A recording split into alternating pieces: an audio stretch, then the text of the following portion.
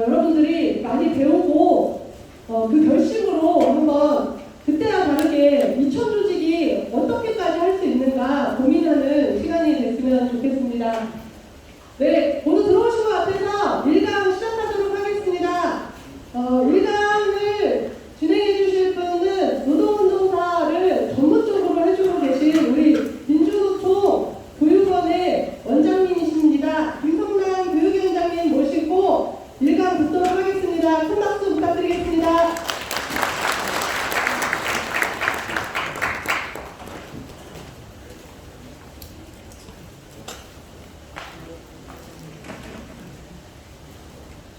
네, 반갑습니다.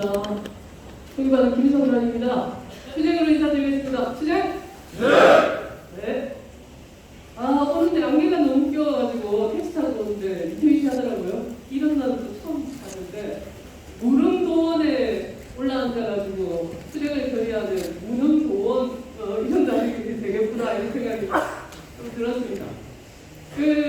제가 이제 9시 반부터 해가지고 원래 교육 예정인데 조금 늦었어요. 그래서 택시 나가는 걸 11시 예약했다가 살짝 취소를 했는데 어쨌든 시간은 중간에 한 번 쉬고 그 다음에 한 1시간 10분 정도 이렇게 얘기 드리는 걸로 하겠습니다. 제가 그 제목을 한칸가리 준비하자 이렇게 했습니다. 정세를 반영한 부모입니다. 이거 왜 이렇게 제목을 뽑았냐 문제 제기할 수 있을 수 없죠? 지금 정세상 하는 꼬라지를 보니까 뭐 많이 알지 않더라도 노동계급의 촉으로 이 정세가 왔다. 그래서 한판가리 준비를 하지 않을 수 없는 정세다. 이런 거는 제가 더 이상 얘기를 안 드려도 될 것 같습니다. 이거 좀 벗어도 되겠죠? 네. 그래서 한판가리 준비하는데 어떤 얘기를 드리면 좋겠는가 이런 생각을 하다가 한 3조각 정도 이렇게 짧지만 간단하게 제가 얘기를 드리려고 합니다. 현재 상황 좀 말씀드리고요. 그 다음에 우리 건설노동자의 투쟁사, 투쟁사 핵심은 노동기본권 쟁취투쟁이었습니다. 노동기본권 쟁취투쟁사에 주요했던 몇 가지 대목들, 이런 것들을 우리가 복귀하면서 그것이 지금 어떻게 이어져 있는지 이런 것들을 한번 잡아보는 그런 시간을 가지고 마지막 세 번째로 이제 도대체 현재의 탄압의 양상, 그리고 여기에 대해서 우리는 한판가리에 대한 도대체 어떤 정도의 높이로 대응 기조를 잡아야 될 것인가. 하여튼 이런 이제 3가지 정도 주제로 오늘 말씀을 드려보겠습니다. 시간 오늘 관계상 바로 좀 들어가 보면 현 노동 탄압 상황은 제가 몇 가지 장면으로 그냥 설명을 드리려고 합니다. 네.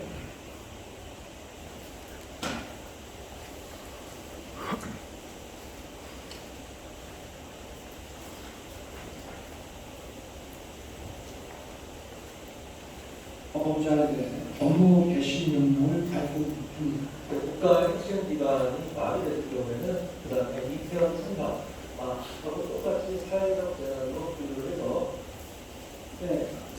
이렇게 했습니다. 선전포고를 했어요. 윤석열 정부가. 어떤 투쟁을 계기로? 물론 윤석열은 3월 12일 대통령 당선을 받고 그날부터 바로 노동자와의 대투쟁을 선포하고 싶었겠지만 그래도 이제 사람인지라 어떤 고리를 잡을 것이냐를 계속 봐왔겠죠. 그래서 이번에 이제 화물연대 투쟁을 계기로 이제 노골적으로 선전포고를 한 그런 대목이에요. 그래서 여기서 이제 몇 가지 키워드가 나옵니다. 키워드를 보시면 화물연대가 파업에 들어가고 나서 재난안전대책본부라고 그랬잖아요. 이런 얘기도 처음이에요. 재난안전대책, 소위 말하면 불법 파업에 대응하기 위한 국가 차원의 대책이라는 이런 걸 꾸린 건 여러 번 있었어요. 여러 정권들이. 근데 이태원에서 158명의 무고한 생명이 압살을 당하고 난 뒤에 이게 재난이다 사람들이 국가는 없었다 이런 요구를 막 하면서 뭔지 모르지만 윤석열 정부에 대한 비판율은 확 올라갔던 거예요. 그러고 나서 이제 그때 윤석열이 했던 것은 뭐냐면 가장 먼저 했던 게 뭔지 아세요? 윤석열이 재난 딱 발생하고 난 뒤에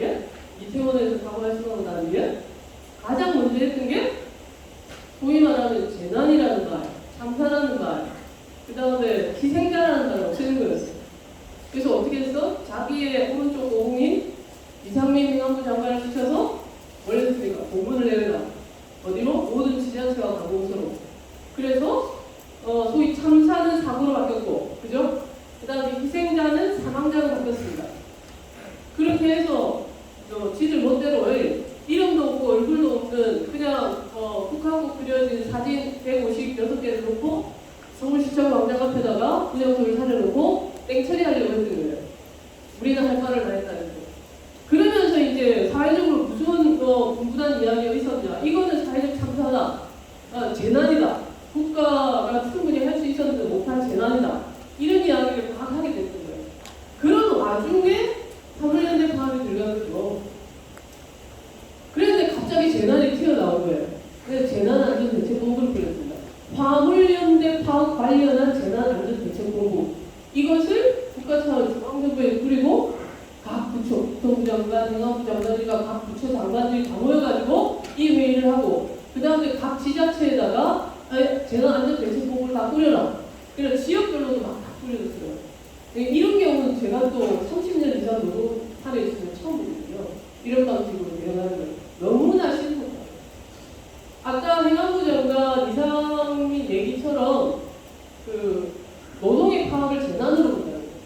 파업이 아니라 재난으로 본다. 윤석열은 이게 하나의 키워드입니다. 재난은 무엇입니까? 무조건 없애야 되는 거예요. 재난이라는 게 안 좋은 거예요. 무조건. 파업은 없애야 되는 거예요. 뭐예요? 정당한 권리잖아요. 그거 보장해야 되는 거예요. 그래서 파업이 재난으로 돌변을 했다는 거고, 그 다음에 두 번째 키워드는 이것도 또 희한한 발언이에요. 임기중에 노사법치주의를 확고히 세울 것 이렇게 얘기합니다. 노사법치주의라는 말은 조합이 가능한 말이 아니에요. 노동력 법이라는 것은 전 국민을 만인에게 평등하다. 그래서 국가 차원의 하나의 제도인 거잖아요. 사회적 약속이지 노사 간의 약속하는 문제가 아니라는 얘기예요. 가업권이라는 거는 지금 조직되어 있는 건설노조, 화물연대 조합원과 그 사용자 간에 그죠? 파업을 관련해서 약속한 게 아니에요. 노동자가 아닌 자도 아이도 어른도 누구나 할 것 없이 사회구조원이면 누구나 가지고 보편적인 그런 사회적 합의인 거예요. 이게 법치주의의 기본이에요. 근데 이거를 노사법치주의라고 붙였어요. 이거는 이제 신종 용어를 이제 윤석열 정부가 또 만들어낸 건데 노사 간의 법치주의라는 얘기는 그 무슨 얘기다? 한자를 빼면 돼. 노동자 두드려 잡는 법치주의다. 이렇게 얘기하는 거예요. 그렇게 해석할 수밖에 없어요.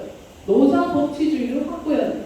그래서 노동자에게 범몽둥이로 앞으로 때려잡는다라고 하는 걸 선포한 거다. 노사법치주의라는 거는. 그 다음에 세 번째는 저는 절대 타용하지 않겠어요. 대통령이 선포한 거잖아요. 그래서 제가 선전평가라고 하는 거예요.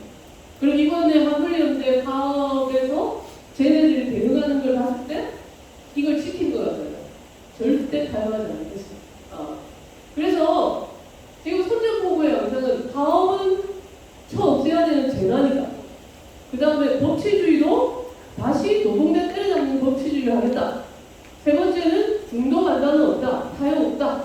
무조건 백기 될 때까지 무조건 조진다. 이 세 가지라는 거예요. 윤석열 정부의 현재 노동자를 바라보는 개의 시각과 태도는 딱 이 세 가지가 합쳐집니다. 그래서 제가 선전포고를 했다. 이렇게 얘기를 하는 게 첫 번째 장면이고요. 두 번째 장면은 이거예요. 서울에 있으면서 이제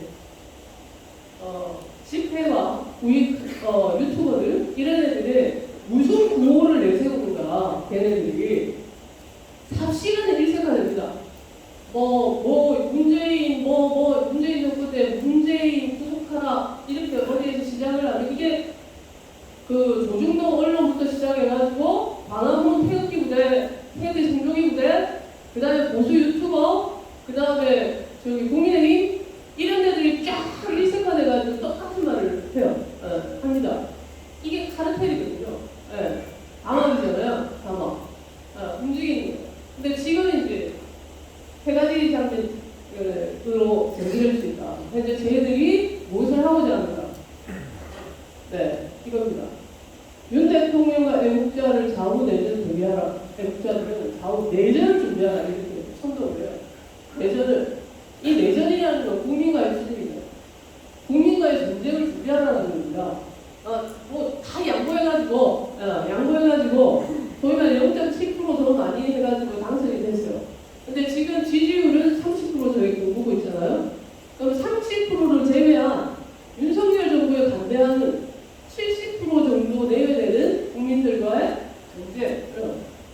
앞에 말씀드린 타협은 없고 우리 뜻대로 다 한다라고 하는 것을 이 전쟁에 비유해가지고 지금 그렇게 선동을 하는 거죠. 그 다음 저 위에 꼭대기는 민노총 북한과 연대한 내란 증거 나왔다 이런 게 있잖아요. 예. 이 택도 아닌 것들을 갖지만 저게 계속 쏟아지잖아요. 1년 내내 계속 거리에 외쳐지고 계속 유튜브에 떠들어대고 그 결과가 지금 한 10년 동안 유튜브들이 그런 선동질을 한 결과가 지금 온 거예요. 예. 그래서 우습게 보면 안 된다. 쟤들은 무엇을 목표로 하는가? 민주노총을 침묵으로 정리하려고 하는구나. 그래서 때려잡으려고 하는구나. 라고 하는 것이 확인된다는 거고요. 그 다음에 요 두 번째 글은, 두 번째 글은 주사파 척결, 일파만파, 이렇게 나옵니다. 주사파 척결은 이미 서울 광화문 광장과 동안연세대가 이런데 주말마다 하는 그 보수 집회 있잖아요. 거기 번쩍번쩍하는 전광판에 계속 주사파 척결이 돌아옵니다. 거기에. 그래서 위에하고 연관되죠. 쟤들이 탄압의 궁극적인 방향보다 모든 것을 침묵 자격 요금으로 몰아서 때려잡는다. 이게 명확하다는 거예요. 윤석열 정부의 탄압 기본기조. 그 다음에 세 번째 보시면 이재명 구속하라, 문재인 구속하라 나와있죠. 이재명 구속하라, 문재인 구속하라. 윤석열의 탄압은 범위가 어디까지냐? 아까 70%가 내들을 준비하라 했어요. 화물연대 파업하고 두더지 이렇게 있다가 튀어나오면 때려잡고 하는 거 있잖아요. 이렇게 탄압하지 않는다. 거의 저희만 쌍끌이는 어촌에 가서 그렇게 하잖아요. 저희만 쌍끌이 해가지고 다 때려잡는 거예요. 새끼들도 물고기도 이런 것처럼 지금 그 작전을 펴는 거죠. 그래서 지금 보면 뉴스에 맨날 나오는 것이 아침에 눈만 뜨면은 이재명의 사법 리스크니 그 다음에 저기 고개강 공무원이 우리 국민인데 월급으로 해가지고 어떻게 했다는 그래서 문재인 구속하는 이런 얘기가 맨날 찾아요. 누구 구속됐다. 누구 저기 이재명의 그냥 가신 누가 구속됐다. 이게 지금 1년 내내 가지 않습니까? 그게 이제 한 달 떨어져서 보면 지금 민주당은 어떻게 돼 있다? 민주당은 거의 초계기 직전입니다. 민주당은. 윤석열이 먹히는 거예요. 그래서 여기서 정리하려고 하는 거는 윤석열의 탄압은 어느 한 부분에 집중되는 게 아니다. 소위 말하면 그동안 지대로 경쟁 체제에 있었던 거대 양당의 한 축, 민주당 세력까지도 다 탄압 대상으로 본다. 이런 겁니다. 그래서 이후에 자기들하고 경쟁할 수 있는 씨를 마련했다 이런 거거든요. 그런 겁니다. 그래서 이 윤석열 정부의 탄압 기조는 새로운 것 같지만 또 새롭지 않을 수 있는데 검찰공화국이라 하잖아요. 검찰공화국. 그래서 지금 공안 탄압 상태는 윤석열을 가장 수장으로 하는 검찰이 중심이 되는 공안 탄압 상태의 국면이다. 이렇게 말해야 됩니다. 그래서 뭔지 모르면 법치주의를 앞세워. 검찰은 검찰공화국이라는 것은 쉽게 표현하면 이런 거잖아요. 검찰은 한마디로 이런 거잖아요. 우리는 기소할 뿐이고 이런 거잖아요. 검찰은. 그게 앞뒤 조언은 아무런 필요가 없습니다. 맥락이 아무런 필요가 없어요. 검찰은. 자기 책상 위에 종이장이 올라와 있는 문서를 보고 거기에서 딱 법을 갖다 대가지고 다른 건 아무 상관이 없어. 그게 위배되는 무조건 기소할 뿐이다. 이거잖아요. 그게 검찰입니다. 정치를 하는 게 검찰이 아니다. 근데 지금 그런 검찰이 정치를 하는 겁니다.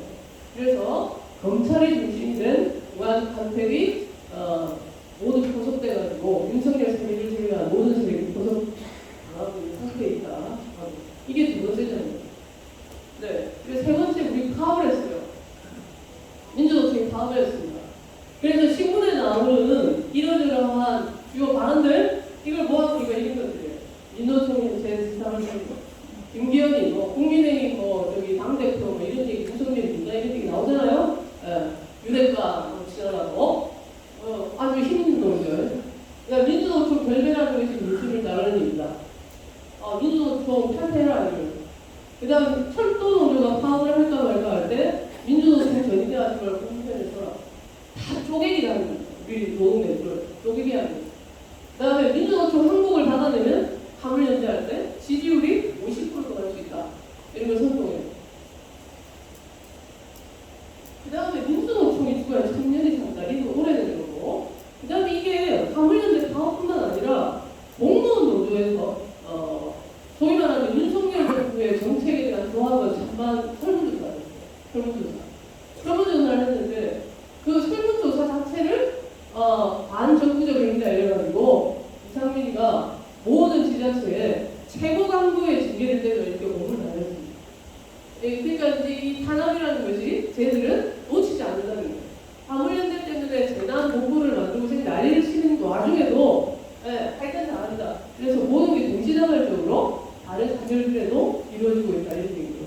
이것이 처음에 막 나왔던 발언인데 이게 어떻게 지금 변질됐냐면 앞에 그림하고 연관되는 겁니다. 민주조정농단이 있는데 그 다음에 민주노총을 바꿔라. 그 다음 국회의원과 나왔다. 화물연대 파업은 제2 이석기 사태들. 이게 말이 되는 소리가 아니잖아요. 말이 되는 소리가 아니에요. 근데 이게 보수 언론과 국민의힘 정치인들 입에서 뚝뚝뚝 나갑니다. 페이스북 이런 데 보면은 나갑니다. 다 이게 작전이에요. 이게 말이 되는 안 되는 어쨌든 지금 공부할 때 최대한 해가지고 국민들 속에 민주노총을 친북 세력으로 어쨌든 이미지 메이킹 한다. 이것을 목표로 해서 열심히 달리고 있는 그래서 12월 1일날 저기 보면 민주노총 본진에 들어갔다. 이적단체 해체하라. 이러면서 민주노총이 요새 시끄럽습니다. 본사가 민주노총. 그 앞에 맨날 보수 뭐가 와가지고 시위하고 그리고 소위 청년 돌격대들 이런 애들이 지난번에 우리 그 집회할 때 전도대 할 때 그때 무대 치고 올라오잖아요. 혹시 보셨나 모르겠는데 이전에는 감히 할 수 없던 짓들을 보수 애들이 모발적으로 합니다. 그러면서 이게 이제 영웅담이 돼서 보수 유튜브를 통해가지고 확산되는 거예요. 그리고 실제 내전을 준비하는 거예요. 걔네들. 그런 겁니다. 이런 정세는 굉장히 우리는 일상을 여전히 살아가고 있는 것 같지만 큰 흐름으로 볼 때는 결이 완전히 바뀌고 있대요. 그래서 이제 우리는 지금 어찌하고 있냐. 화물연대가 파업이 됐을 때 우리는 총파업 총력투쟁 대회를 했습니다. 공조, 연대 이렇게 해서 12월 3일날 했습니다. 두산과 동해서. 그리고 동족파업을 막 조직을 해드려요. 우리 건설로도 동족파업을 했다라고 하는 걸 처음으로 결심해줬어요. 처음으로.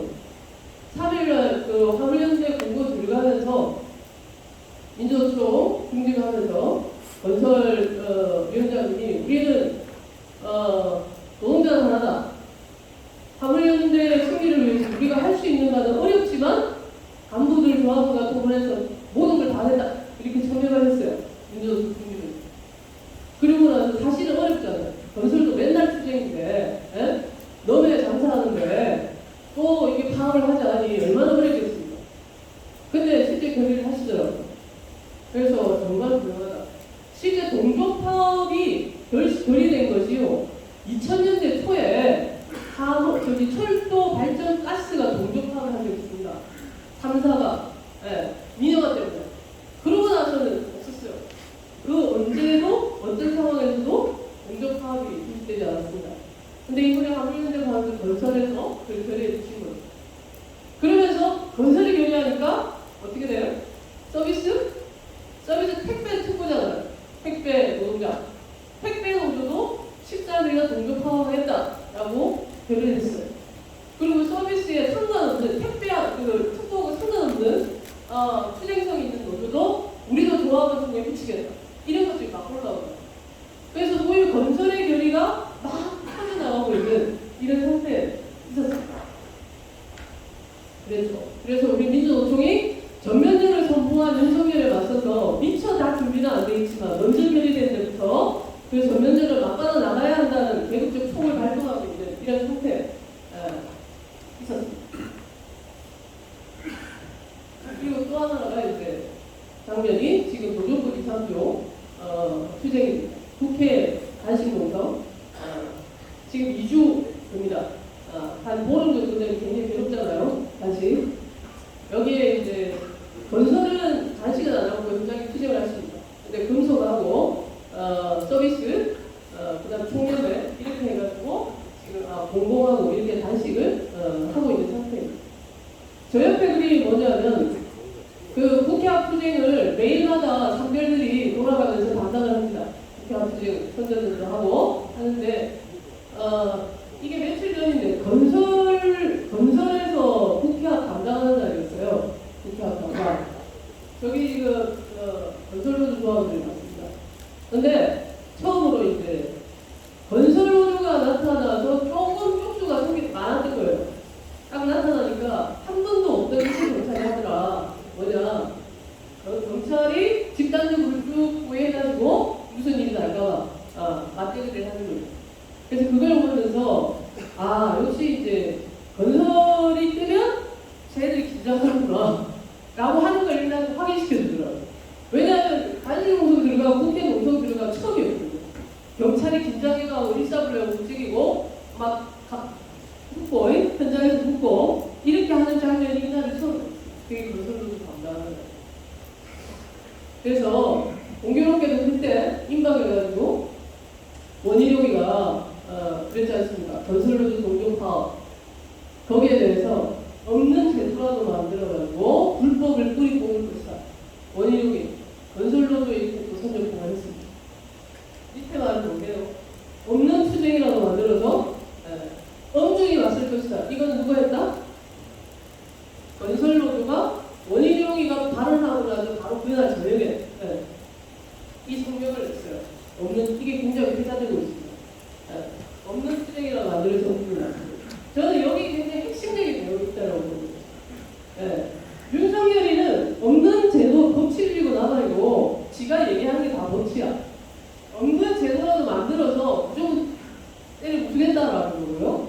우리는 여기에서 어떤 기갈로 나서야 된다 라고 했을 때 시들이 다 불법을 하는 거잖아요. 윤석열이 다 판판이 불법하는 거거든요. 업무개 실명 불법이고 다 불법이에요. 그럼 우리는 어떻게 해? 없는 투쟁이라도 만들어서 없는 투쟁은 어떤 얘기를 하는 겁니까? 딱 그동안에 선 딱 지키고 그죠? 요거 하지마 하는 우리가 그렇게 한 10몇 년 살았습니다. 소위 합법주의적 방식으로 투쟁하는 거 살았어요. 근데 쟤들이 선을 넘어온 거예요. 선을 넘어오면 해야 돼. 그렇죠? 그러니까 이 부분가 정말 현재 분위기를 잘 잡았구나 라고 해서 소개를 드립니다.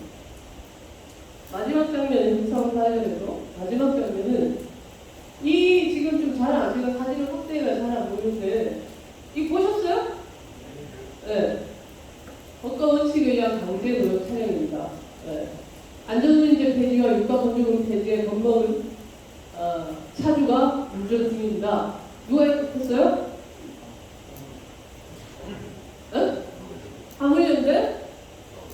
화물연대 비조합원이 소위 업무개시 명령을 내렸어요. 시멘트에 업무개시 명령을 내니까 사실은 화물들은 기본 깔고 가는 돈이 많잖아요. 한 3억 되는 차량에 할부가 작으면 250, 많으면 300이 들어가잖아요. 가만히 세워놔도 한 400 정도 든대요. 한 달에 차를 유지비가 400 정도 드는데 이걸 못 버티는 비조합원들이 먼저 이제 포기를 하지 않습니까? 어쨌든 국공이 포도청이니까 합니다. 그래서 울며 겨자 먹기로 그 다음에 파업하고 있는 그 거점 지키고 있는 조합원들한테 너무 미안해하면서 현장에 복귀하는 비조합원 자기 차량 도저히 양심이 없어서 이걸 자기가 만들어가지고 자기 차량에 이렇게 다리고 운전하는 거예요. 그런 겁니다. 그래서 정말 뭐라고 해야 될까요? 이번에 어제 화물이 소위 말하면 파업을 접었죠. 화물이 파업을 접었습니다. 동기들은 어제 화물 파업이 접히고 그 다음에 파업 찬반 투표를 했는데 파업 찬반 투표에 한 24,000명 정도의 조합원이 있습니다. 화물연대 24,000명 정도 조합원 중에 파업을 절반 실제 실행해서 들어간다고 합시다. 고생을 했어요. 15일 동안 찬반 투표를 붙였습니다. 투표율이 얼마였어요?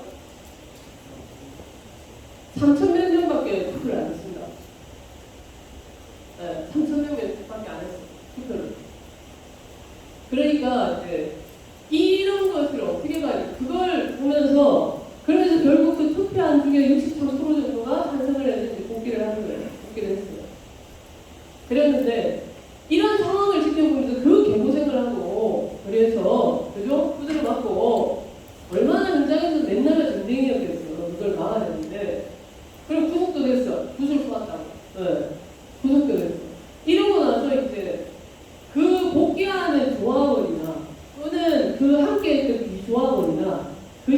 어땠을 거 아니에요. 이런 거예요. 저는.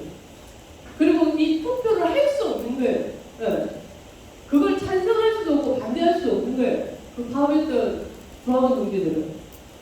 이걸 찬성하자니 우라통이 터져가지고 우라통이 터져서 못하는 거야. 근데 반대하자니 또 생계는 내 집에 크게 같은 자식들, 어? 이게 또 걱정인 거야. 그리고 윤석열을 보니까 아까 앞에 말씀드린 것처럼 이건 정말 사생결단 강화하지 않으면 안 되겠다 라는 판단을 또 드는 거예요. 싸움을 해보니까. 이런 상황에서 판단을 어떻게 해야 되냐.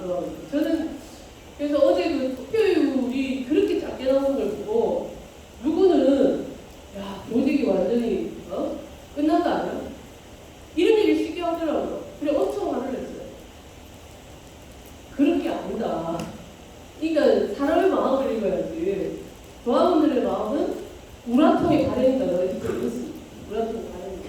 그것 자체가 저는 윤석열 정부의 기보다 사람이 어떻습니까? 우라통에 한 번 삶을 참아 두 번, 세 번 쌓여 합병이 되더라고요. 합병이 됩니다. 어느 시점이라도 더 참아요. 그럼 어떻게 돼? 사생결단하고 붙게 되더라고요. 그게 압이 계속 차는 겁니다. 지금 이번에 화물을 이렇게 공구면서 윤석열은 장기적인 장사는 실패했다고요. 다음번에 화물이 만약에 다시 총파업을 걸고 나오는데 이번에 윤석열하고 헤었잖아요. 이 정도가 안 되는구나를 알았어. 그러면 끝장투쟁을 결의하고 나오겠죠. 끝장투쟁. 그게 우라통이 쌓이면 혁명적 힘으로 폭발하는 거예요. 노동자들. 그래서 저는 화물이 15일 동안 그 고생을 하고 현장 복귀를 하는 과정에 대해서 그냥 하는 빈말이 아니라 투쟁이 싸움 계속된다. 싸움 계속된다. 단 뭐다? 기존에 우리가 문재인하고 상대했던 방식 뭐 이런 거 있잖아요. 네. 이런 방식은 안 된다. 그래서 새로운 전략 전술을 짜야 된다. 라고 하는 것을 우리한테 시사를 명확하게 줬다. 하는 거. 하여튼 그런 거를 좀 말씀드리고 싶어서 현 상황에 대한 자문을 요구드리겠습니다. 여기까지가 이제 첫 번째 현 상황에 대한 말씀을 드린 거예요. 두 번째가 노동기본법 쟁취의 건설노동 투쟁사입니다. 저 사진이 엄청 오래된 사진이에요. 네. 처음으로 건설기계 노동자들이 투쟁에 나서면서 시작이잖아요. 어쨌든 일단 노동기본법 노동자성 문제는 건설기계가 전문이잖아요. 그죠? 네. 그래서 일단 적용이 되었습니다. 그래서 보시면 건설노동자 투쟁은 크게 세 가지 영역입니다. 그죠? 세 가지 영역. 무엇보다도 생존권입니다. 임금. 정말 열악한 상황이었잖아요. 이것을 인간답게 살 수 있는 나의 노동에 대한 정당한 값을 쟁취하는 그러한 임금 투쟁, 임금 인상 투쟁, 그 다음에 근로조건 투쟁, 주 44시간, 40시간, 그 다음에 토요 격주 휴무제 쟁취, 그 다음에 일요 휴무 쟁취, 이런 것들을 쭉 해오신 거잖아요. 네. 이런 것들이 생명권 투쟁이죠. 두 번째 생명권 투쟁이죠. 죽지 않고 일할 권리 있잖아요. 1년에 700명. 지금은 이제 조금 줄었다 600명이라고 얘기하는데 어쨌든 600~700명이 1년에 죽어가는 건설 현장? 이거는 생지옥이다. 생지옥. 이것을 파괴하자. 이 생명권 투쟁을 건설 노동자들이 지금 중대재해기업처벌법이라든가 여러 가지 건설 산업안전보건법이라든지 이런 노동자의 생명과 안전과 관련된 법에 있어서는 건설 노동자들이 거의 다 해체를 한다고 보십니다. 그래서 이 투쟁이 엄청나게 중요한 투쟁입니다. 그렇습니다. 마지막에 이제 노동기본권 투쟁입니다. 노동자를 보지 않고 노조를 이익집단, 자유계정체, 심지어 나중에 보시면 뭐 2001년인가 이때부터 보면 그 현장에 당신들이 가가지고 불법 채용 강요하고 이러면서 공갈죄로 잡아가고 그런 때 했잖아요. 그랬을 때 그 수사관들 있잖아요. 경찰 수사관들이 누구였냐면 조폭 전담관 이런 애들 있잖아요. 초기에.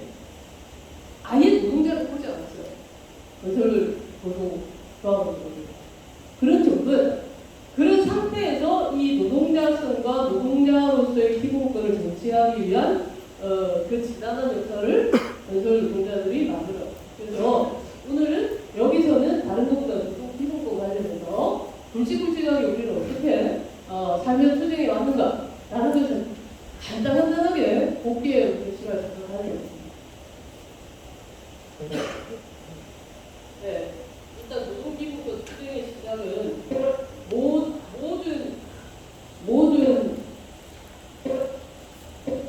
이런 넘어가겠습니다. 87년 노동자 대투쟁 아시죠? 네, 앞에 그 그림은 87년 노동자 대투쟁에 뭔가 아주 희망차고 이러한 장면 짧은 게 담겨 있었는데 안 되네요. 어쨌든 건설 노동자들의 노동기본권 쟁취 투쟁의 시작도 87년 노동자 대투쟁의 시작은 공입니다. 그 열려진 공간, 노동자의 개방 공간 같은 그러한 분위기 정세 속에서 처음으로 노동기본권의 핵심 단결권이잖아요. 네. 단결권을 쟁취한, 즉 노조를 결성한 이게 이겁니다. 네. 건설 노동자 최초 서울 건설 일용 노동자 몇 년? 88년 이렇게 나옵니다. 그러고 나서 이게 전국 조직을 쭉 모아가지고 11개 지역 조직 이렇게 해가지고 전일로를 만드는 거잖아요. 이게 소위 초기 단결권을 실현해 나간 단결권 정치 투쟁의 시작이었습니다. 그리고 정규원이 좀 있다가 정규원 노조가 만들어지고 이게 이제 초창기의 모습이었거든요. 혹시 이때 이 노조 건설 과정에 계셨던 분 계세요?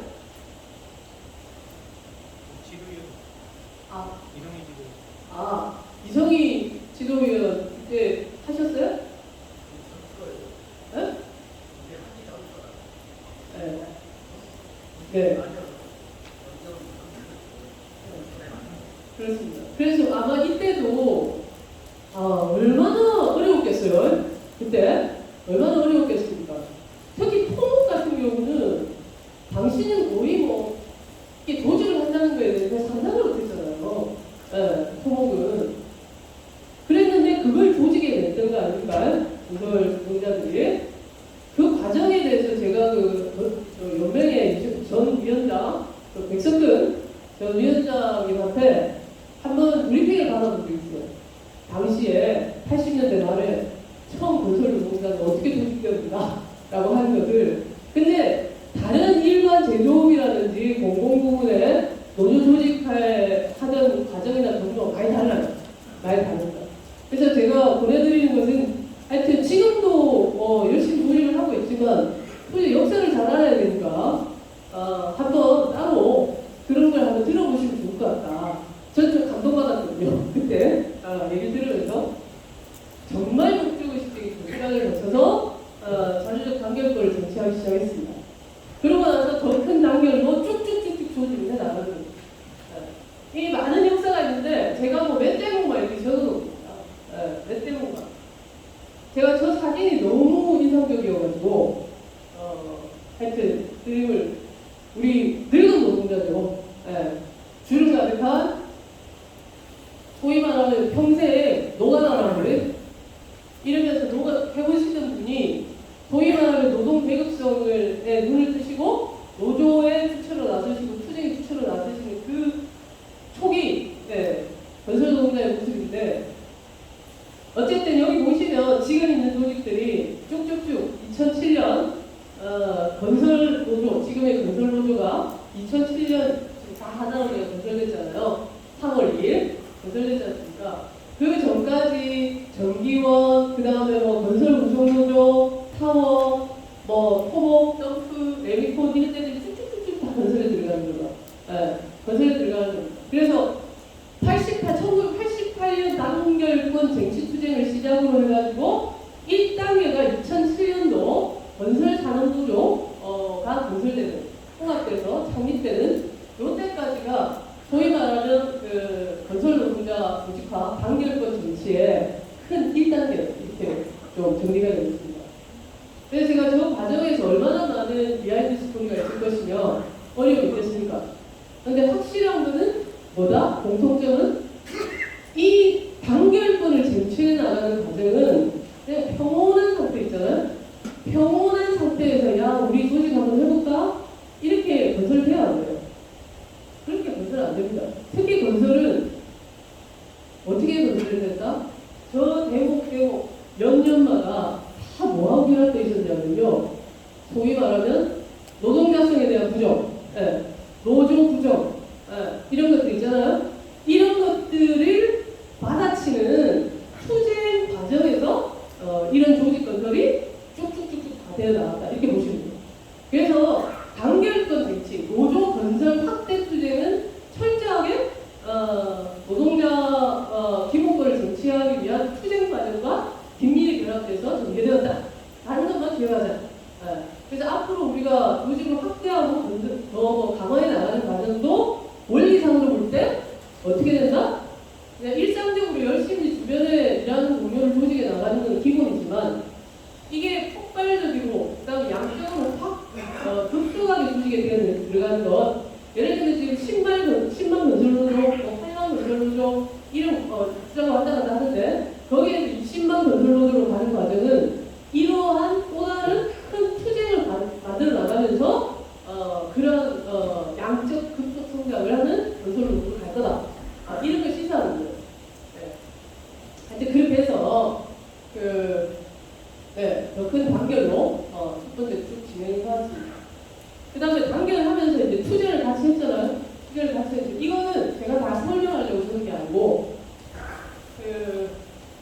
건설 노조 투쟁 기록들을 제가 쭉 다 찾아봤어요. 찾아봤는데 저도 이제 노동운동사 전체 중심으로 보지 각 선별들이 하는 걸 세밀하게 이렇게는 총연맹이 있다 보니까 별로 안 하잖아요. 이번에 잘 됐다 해가지고 쭉 제가 공부도 할 때 찾아봤는데 주요한 것만 제가 메모를 한 겁니다.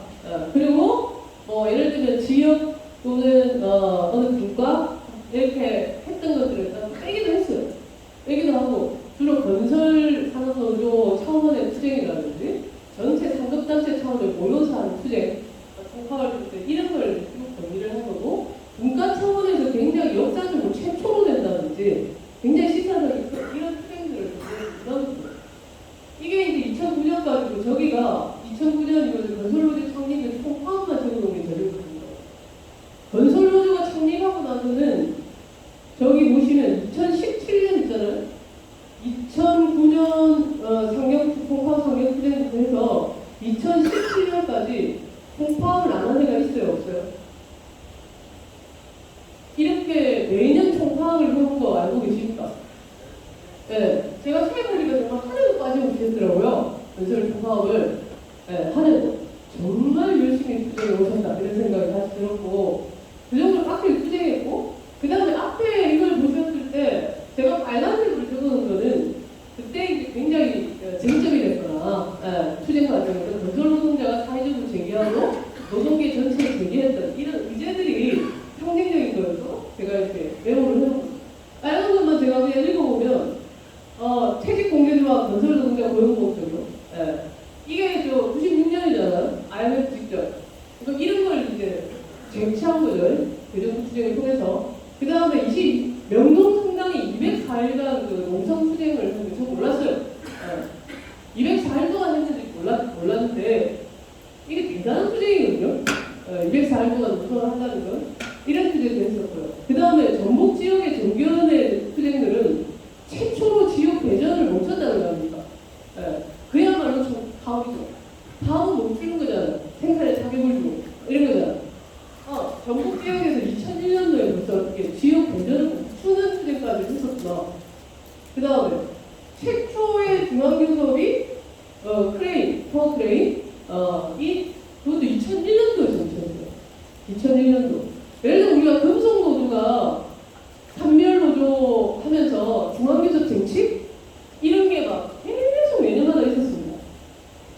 제가 볼 때는 금속노조가 보건의료 노조와 금속노조가 선별의 대표적이다 이렇게 얘기를 하는데 2001년도 중앙교섭을 정치하는 것은 건설이 더 빠른 거예요. 그래서 이것도 제가 처음 알았어요. 건설이 이렇게 빨리 하나의 모델을 만들었다는 거. 그 다음에 2002년도에 일용휴무, 그 다음에 2005년 덤프와 가정법, 보호법 개정, 그 다음에 파악도 하셨어요. 대경, 대구 경북. 대구 경북 건설노조가 엄청 이렇게 얘기하면 아주 강력한, 강력한 하나의 투기였어요. 그래서 2006년도에 지역통파업까지 만들어내고 소사장제를 철폐하는 총파업을 했고 건설기계 등록 법제화를 파업에 쟁취하고 건설기계 표준 인내차 대학도 쟁취하고 주 40시간까지를 쟁취하는 하여튼 이런 것들이 솔직히 얘기하면 저는 청년회에 계속 공부를 하다 보니까 구체적으로 선별들이 어떤 것들을 선도하고 앞장서서 했는가에 대해서 이번에 이 건설을 정리해보면서 저도 새로 많이 들었습니다. 제가 알고 있던, 필랑교 알고 있던 것보다 건설 동지들의 투쟁이 굉장히 노동운동 역사에 최초 선도적인 이런 것들이 굉장히 많다라고 하는 것을 아주 자부심 있게 통화할 수 있다라고 하는 거, 그 말씀을 드리고 싶습니다. 그래서 이러한 결실들을 또 제가 다 기록을 해놨어요. 이 노조가 강결권 이후에 투쟁을 시작하면서 이거 외에 짠짠한 거 다 뺐습니다. 짠짠을 다 뺐음에도 불구하고 대열에 점점점 해놨잖아요. 건설 노동자 투쟁을 통해가지고 쟁취한 거, 투쟁의 결실들이에요. 승리의 역사죠. 승리의 역사입니다. 죽음의 현장을 안전한 현장으로, 그죠? 이런 몇 가지의 그 상징적인 건설 투쟁의 슬로건들이 있어요. 이런 슬로건들을 들고 일관되게 포기 없고 중단 투쟁이 오면서 엄청나게 많은 걸 쟁취하셨다. 그래서 저는 지금 현재 탄압이 대단히 거세고 아마 강할 것이라고 예상하지만 건설에 제가 이번에 쭉 훑어보면서 투쟁사를 볼 때 건설은 겁을 내지 않겠다 이런 생각이 확실하게 들었습니다. 확실하게 겁내지 않고 이거보다 더한 것도 넘어왔다 이런 생각이 들어서 어쨌든 우리가 그런 강한 투쟁을 통해서 모범도 만들면서 지금까지 이루어온 투쟁의 성과 이런 것들에 대해서 똑똑히 기억하고 하여튼 앞으로 승리 역사를 계속해서 만들어나가자 라고 하는 말씀을 드리면서 넘어가겠습니다. 이렇게 이제 건설 투쟁은 대단히 큰 단결과 큰 투쟁으로 전개되어 왔어요. 근데 이게 이제 걸음걸음 다 큰 걸림돌, 바리케이트 이런 것들 넘어온 과정이에요. 그 바리케이트와 골뱅이들의 가장 핵심적인 게 바로 이제 노동자성이죠. 그래서 요거는 좀 냈대고 별도로 제가 그냥 한번 소개해드려볼까 합니다. 노동자성 쟁취 관련해서 이거는 이제 당시에 그 사회적 환경이 있었던 거잖아요. 특수고용 노동자가 아니었는데 갑자기 특수고용 노동자가 지입제 이런 게 90년대 하반기에 막 처음에 제가 부산 지역에 있었는데 신선대구도 이런 데서 갑자기 그 사장들이 다 되는 거예요. 사장들이 그냥 공장에 소속된 노동자였는데 갑자기 다 1인 1사장이 지입제 한 개. 그래서 그때만 해도 이것이 도대체 무엇인가에 대해서 정체를 잘 몰랐어요. 그 초기에는. 근데 이것이 이제 나중에 몇 년 지나면서 자본의 전략, 소위 노동유연화의 일환이었다라고 한 것, 신자유주의 노동유연화의 일환이었어요. 이러면서 쟤들이 전략적으로 특보 노동자를 양산하는 겁니다. 양산했습니다. 그러면서 IMF 이후에 소위 말하는 노동자이나 노동자로 불리지 않는 특수고용 노동자가 200만 명 이상으로 막 취소하고 있는 그러면서 건설 화물뿐만 아니라 5만 명을 다 특보가 나타났습니다. 저기 적어놓은 것처럼. 적어놓은 것처럼. 그래서 AS, D사, 방송 작가, 구성 작가 이런 건 이전에는 이게 특보라는 개념이 없었거든요. 근데 지금 우리 드라마 보고 뭐 연애 오락 프로그램 보잖아요. 그 프로그램 시나리오 작가들 중에 정규직으로 합니다. 모두가 단시간 동안 몇 개월짜리 그런 비정규직 노동들. 그래서 방송 작가 노조가 만들어져 있죠. 여기까지 지금 이게 확대되어 있다.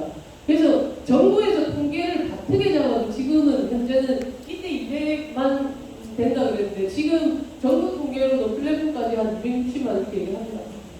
근데 그거보다 훨씬 더 많다라고 생각합니다.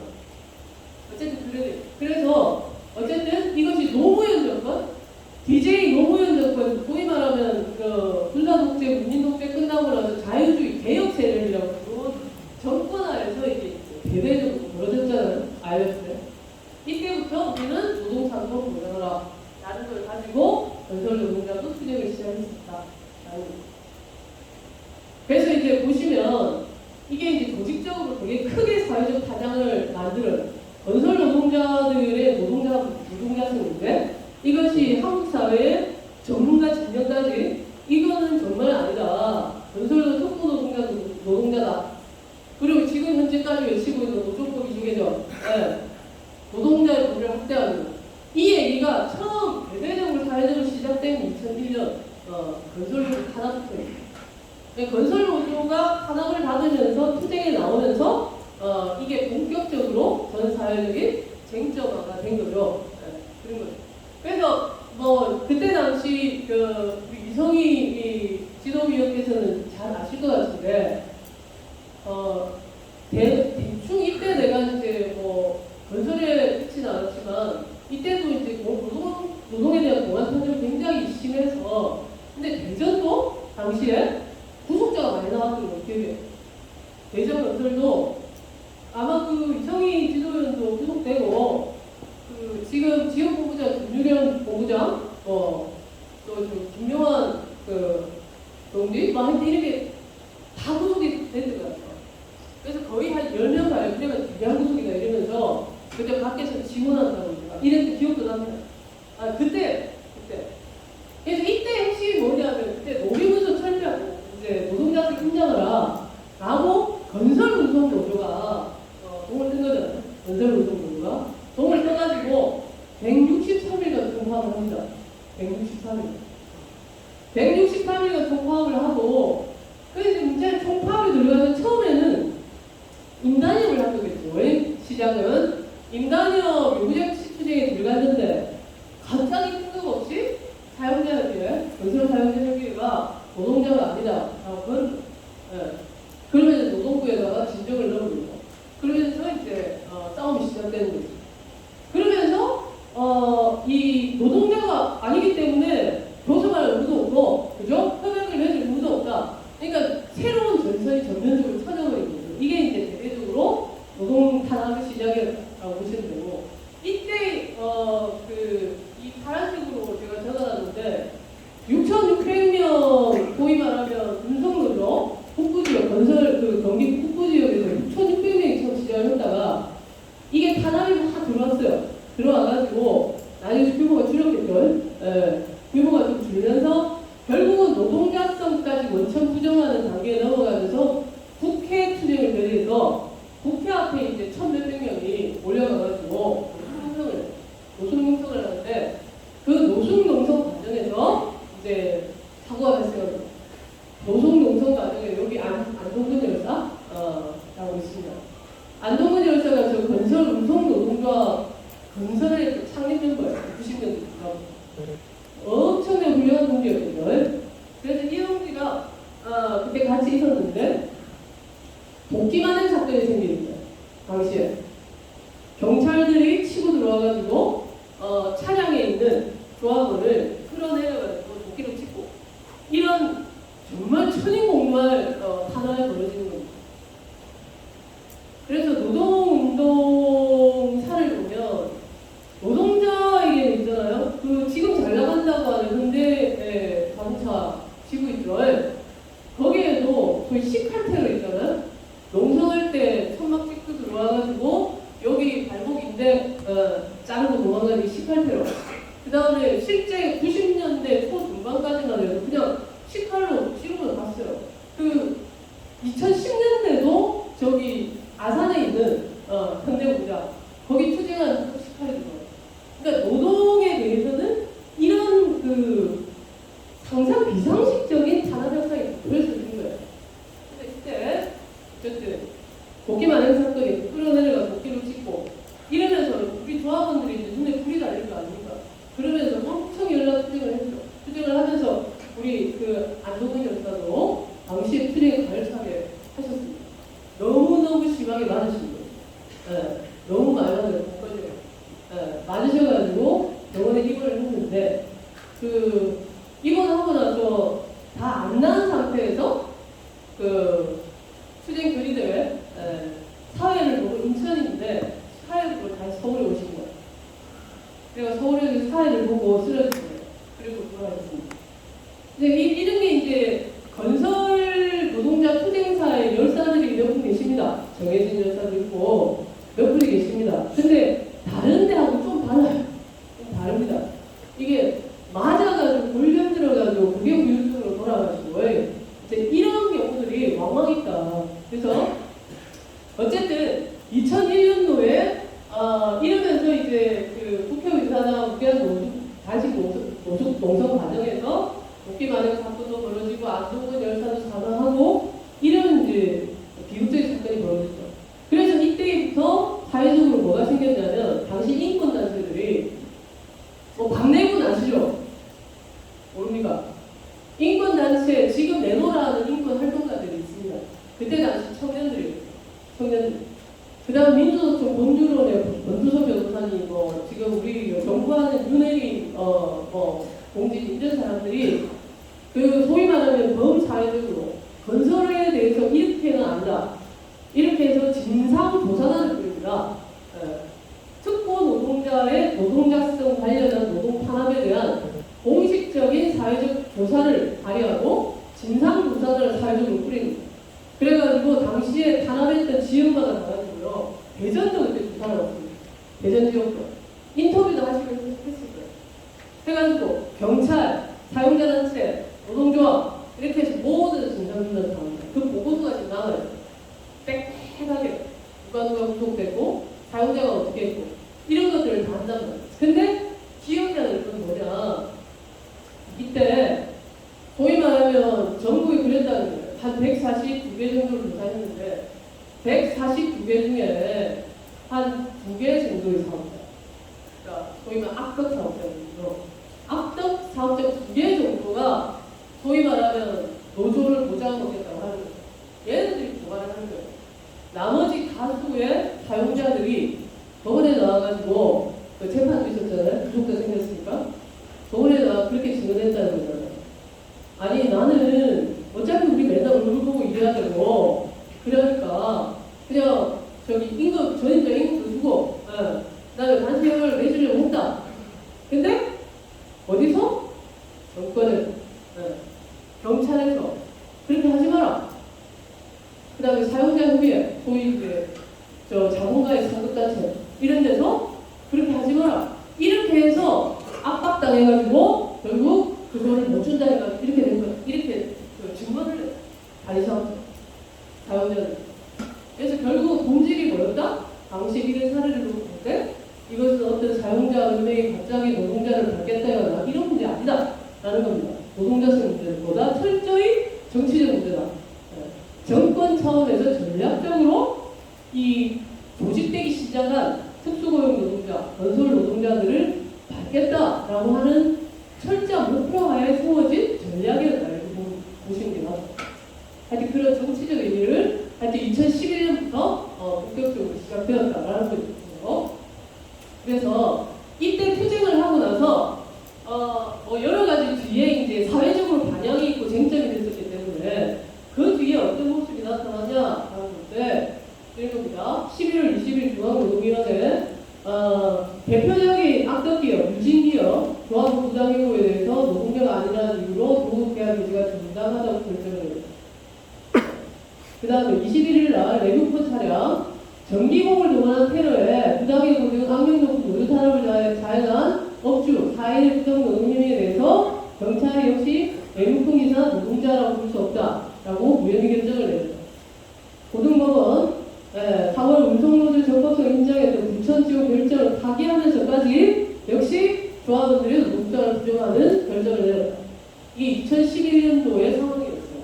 그래서 우리의 2011년 투쟁은 한마디로 정의하면 건설 노동자의 노동자성 정치 투쟁이 시발점이었고 쟤들도 대문발산이다. 탄압의 실질적인 근거를 갖는다. 이런 거였다.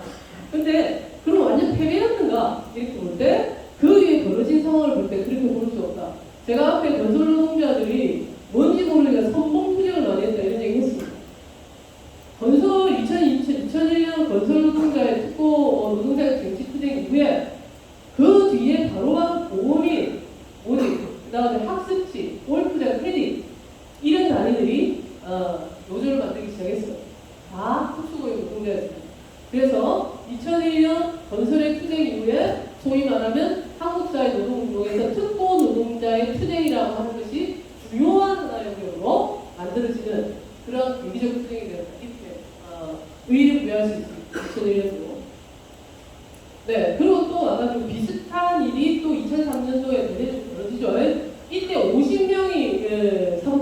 노동자 50명 가구들 파기 처리되고 이 뭐 똑같아요. 공갈제, 단역 체결에 대해서 공갈 협박제, 그죠? 그 다음에 그 뭐죠? 공갈 협박제, 하여튼 이런 것들을 하는 겁니다.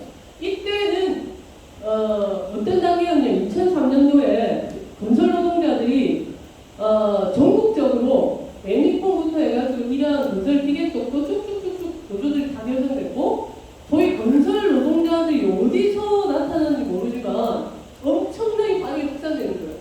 건설 노조들이. 그래서 소위 말하는 이거를 초장에 빠르게 풀어야 된다는 거예요. 정권 입장에서는. 왜냐하면 또 건설 노동자가 나타나면 아까 제가 국회 앞서서 얘기 드렸듯이 차분하게 이렇게 투쟁하지 않으시잖아요. 결사 투쟁하시잖아요. 건설을.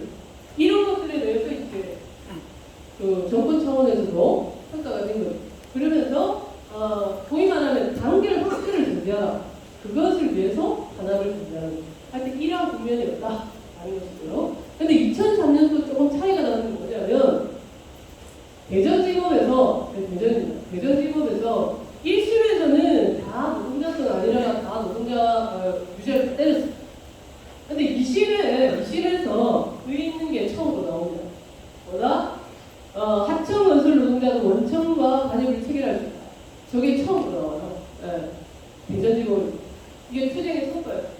이게 저거는 인정하지만 또 다른 건 불법이다 이런 얘기가 붙어있긴 하지만 어쨌든 상업적으로 건설 노동자가 원천 교섭 가능하다라고 하는 판례를 만들어 이것이 이후에 다른 특고 판례 그 판결에도 영향을 계속 미치게 됩니다. 이 투쟁을 이끌어냈다는 거고요.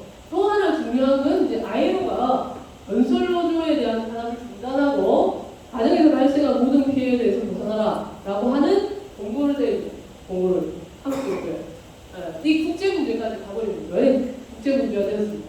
그리고 이때 2003년은 여러분 아시다시피 뭐가 또 크게 투쟁을 했었어요? 또 다른 특보? 화물연대가 처음으로 뭘 했냐? 이때 화물연대 건설되고 얼마 안 돼서 첫 투쟁을 했습니다. 총파업을.